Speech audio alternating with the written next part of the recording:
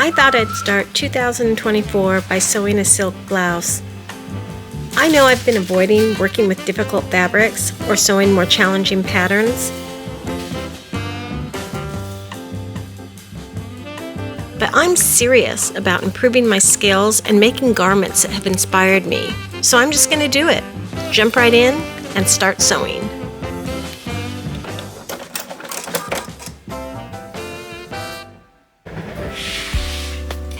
Hey guys, so I showed you footage there of me working on my patina blouse by Friday Pattern Company, made out of this really nice crepe de chine that I got from Lady McElroy.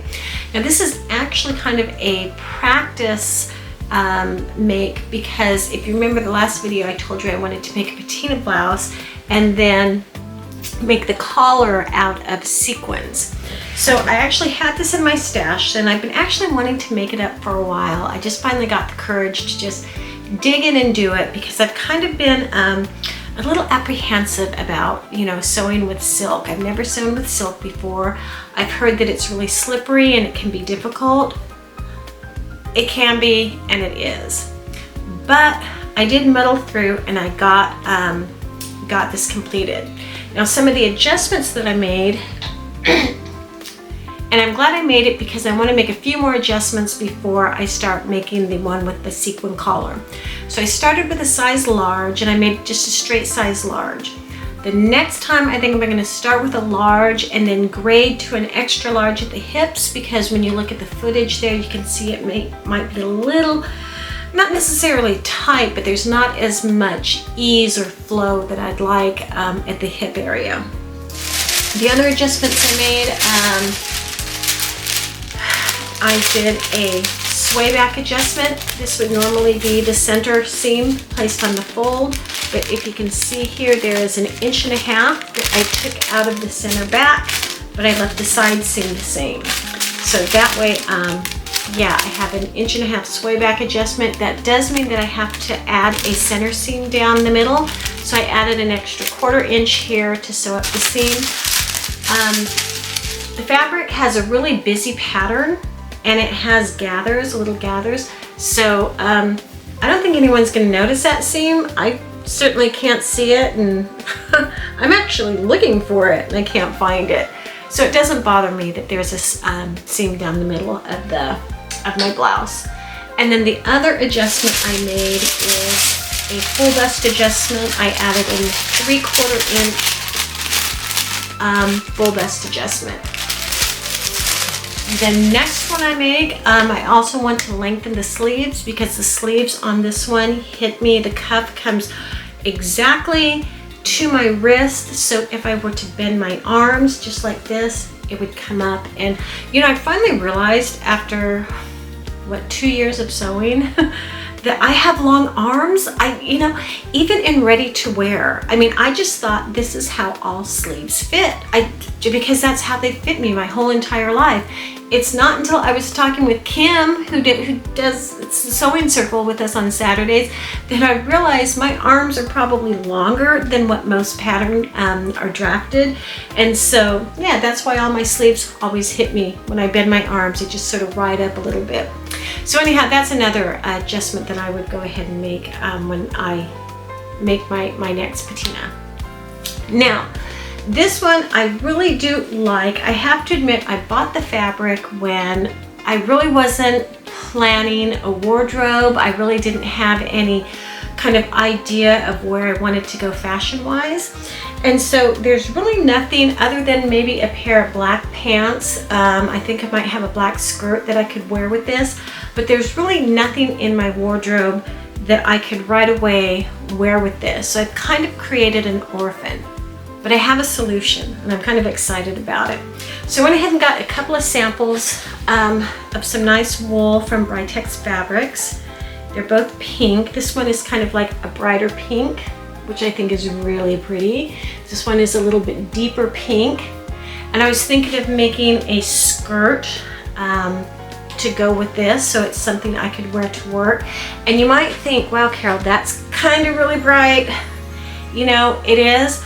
But look at this picture.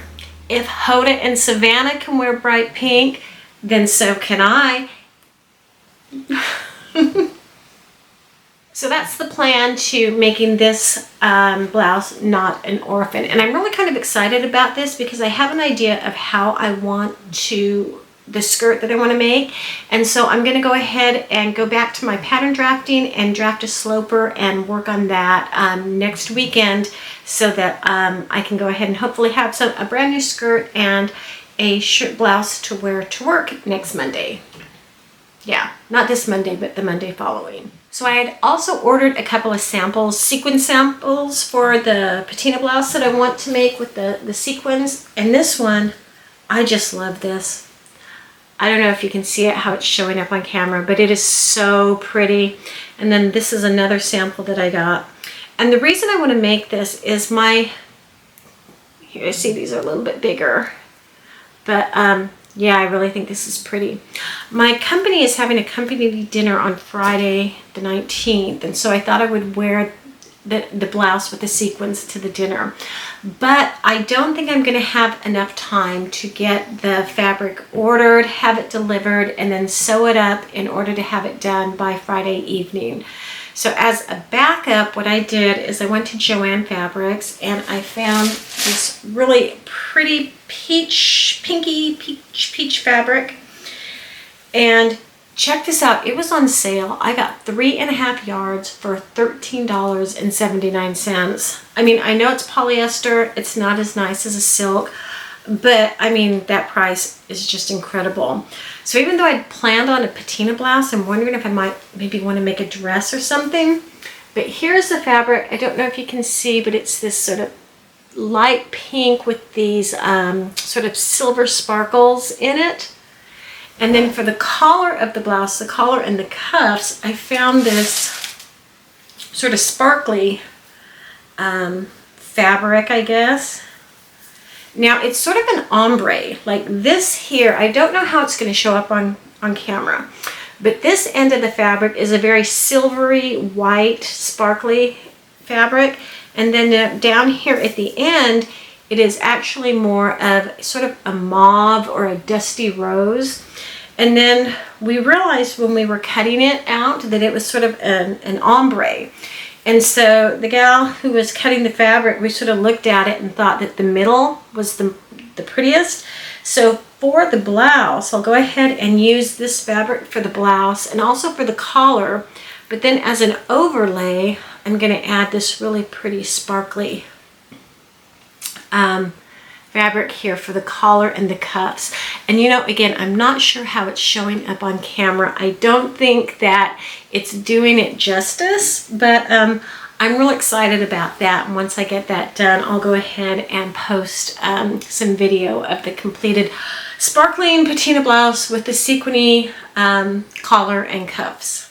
So other than my patina blouse, that's really all I have for you guys. I didn't get a lot done, a lot of sewing done this week, but I do have some plans. I decided to make the departure dress. Remember last video, I was kind of waffling between the Merchant Mills shirt dress and the Tauco magazine departure dress. Well, the departure dress won. So I've already got fabric for that, and I've got it in the washer, and I'm going to get it pre-washed, and then I need to cut out the pattern. So hopefully I'll be able to share that with you next week, as well as my sequiny patina. And then I also have a couple of basic tees that I need to get made up. You know, who doesn't like a basic tee? And unfortunately, I spill a lot on mine. So my off-white or my kind of ivory tee has a couple of stains on it, and it's just looking a little ratty. So I'm going to be making some more Concord tees, and then another Vogue. I think it's a Marcy Tilton pattern as well. So I realize I'm kind of rambling now. So I will go ahead and let you guys go. I do want to remind you of Sewing Circle. We meet every Saturday via Zoom at 7 a.m. Pacific time. If you want to join us to talk about sewing and fabric and all things, you know, fun related, go ahead and send an email to thepolysews22@gmail.com, and I will send you an invite to the Zoom meeting. Again, that's Saturdays at 7 a.m. Pacific Standard Time. Until then, I will see you guys next time. Bye.